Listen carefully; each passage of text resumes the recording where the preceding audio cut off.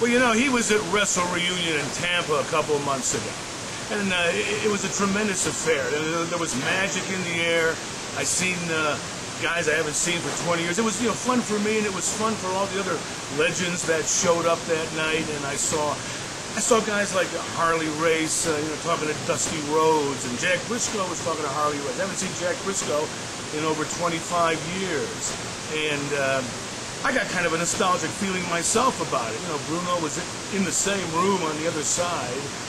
But unfortunately, you know, it became evident to me, after knowing the man so many years and so well, that he just wanted nothing to do with it.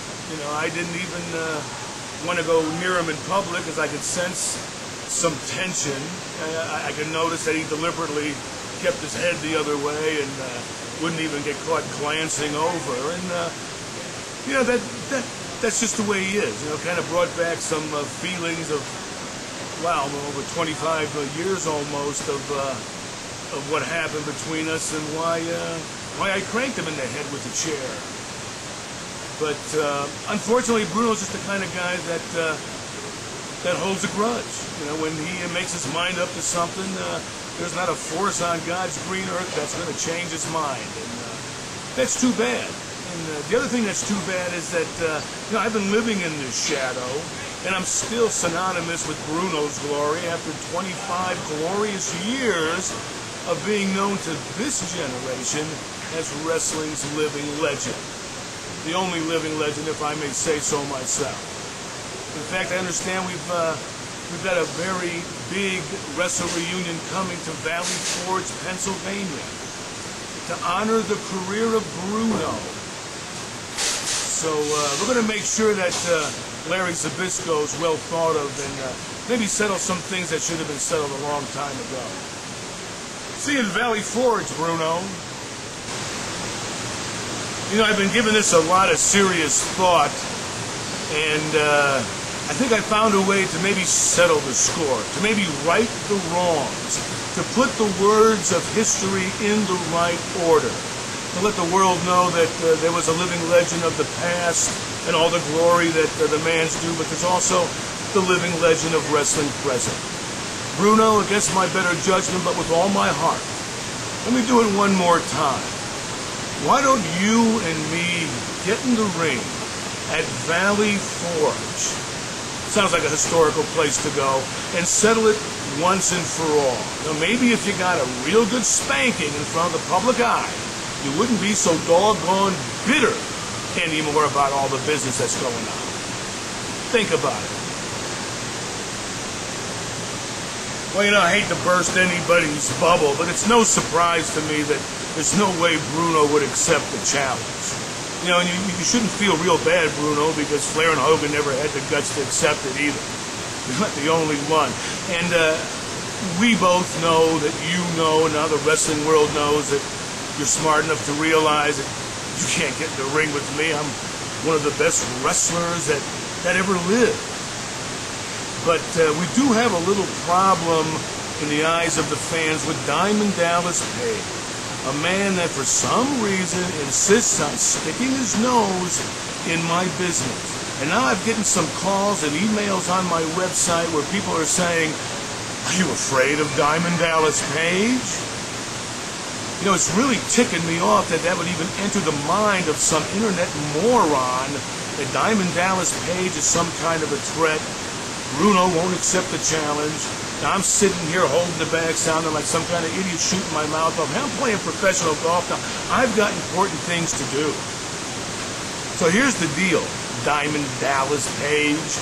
I don't know if Bruno paid you off or if for some reason he's still your childhood hero. But why don't you and me get in the ring DDP? And you can experience for the first time what it's going to feel like when I stretch you like a rubber band in front of the whole wrestling world, and your career will be over. But if you think I'm going to give you the opportunity to ride on my glory, Mr. Page, there's going to be a price to pay. And let's see if Bruno's checkbook is big enough to pay it. Because if I beat you, Diamond, if I stretch you, if I make you tap out, if I choke you out in the middle of the ring, embarrass you to the world, I want Bruno to get in the ring for 5 minutes. You know, Bruno, we know you'll never go against what you say, and maybe that's half your trouble. But if I beat Diamond Dallas Page, tell the fans you'll get in the ring for 5 minutes. That's all I need to set history straight. And the whole world will realize who the one and only true, forever and ever, living legend really is. That's my message from Larry Land this week. See what happens, people. See if they got the guts. You know, this is a glorious moment for the wrestling world and the wrestling fans.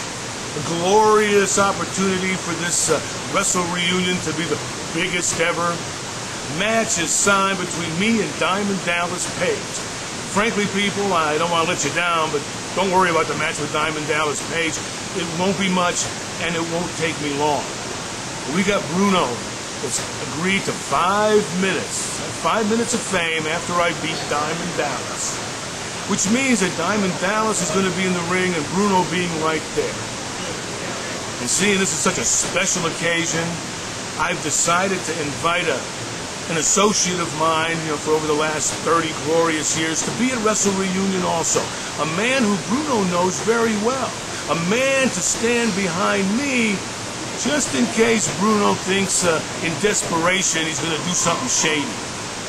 You probably know the name of Stan Hansen, 6'6", 300-pound roughneck guy from Texas.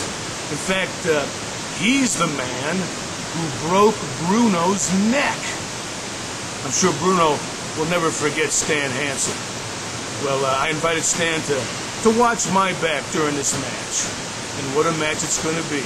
History is going to be set straight. The record is going to become clear. The writing on the wall is going to be seen by everybody. See you in Larry Land, people.